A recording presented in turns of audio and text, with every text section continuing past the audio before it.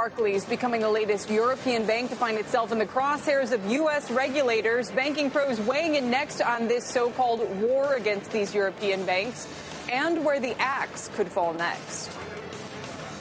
The European Union may be an ally of the U.S. when it comes to banking, but it seems like there is a bit of a war underway. The latest salvo fired late yesterday by the Attorney General of New York, firing a lawsuit against Barclays, alleging, quote, a flagrant pattern of fraud, deception, and honesty towards investors.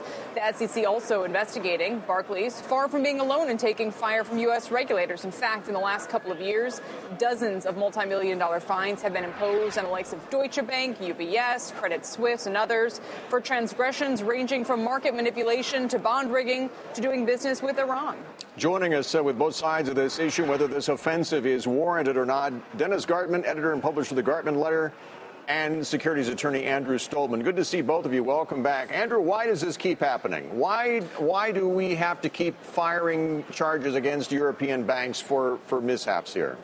Bill, I kind of feel like I'm in the movie Groundhog Day. I mean, it's the same old thing over and over again, even post-2008. The reason is real simple, because these banks have defrauded customers over and over and over again. They get away with it year after year after year, and they are a very easy target for regulators to go after. And I actually applaud the regulators. I think it's great they're doing this because banks have not learned their lesson, and they won't learn their lesson until one is criminally indicted. Are you saying, just to be clear, across the board that you don't, did that statement you just make about fraud and what banks are engaged, just across the board, you don't think there's anything nefarious going on? No money laundering, no LIBOR manipulation. I'm sure that there have been that doesn't pass the red face test. That's a joke. I mean, to argue that they've paid, tens of billions of dollars of fines for shoddy mortgage practices, for money laundering, for all these different variables, and to say that, gee, they did LIBOR manipulation, that they didn't do anything, then you know what? Don't settle. Fight those allegations, but they won't do it because they know they'd be put out of business if a jury heard it. They won't do it because this will go on forever. They won't do it because the legal costs will become egregious. They won't do it because of the...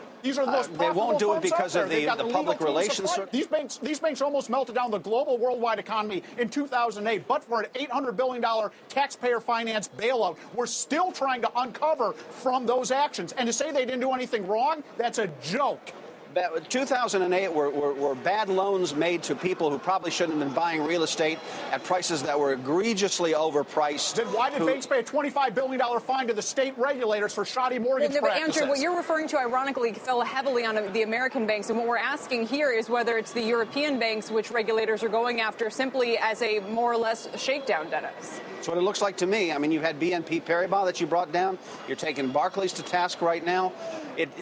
What does this do for trade? What does this do? Money laundering isn't a real problem. Money laundering, like HSBC and Standard Chartered did, that's not a real problem. I don't doubt for a moment that there have been criminally indicted. How much of this is a glaring example of a need for some sort of global regulation for the banking system out there? I mean, that's something they've been talking about in Washington as they were trying to, laboriously craft Dodd-Frank, is how do you deal with these multinational, these international, these global banking concerns who are beholden to the regulations here in the U.S., but they're not when they're doing business overseas at the same time?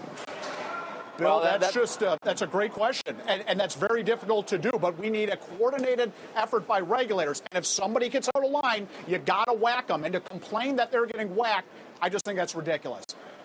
Anytime I hear that we should have greater and larger amounts of regulation in not only just a federal circumstance, not just a state circumstance, but an international circumstance, I have my doubts whether I want to have the American banking system being subjected to Qatari regulations, being subjected to Saudi regulations, being subjected to Japanese regulations. It's the lack of regulation as to why we're in this problem in the first place.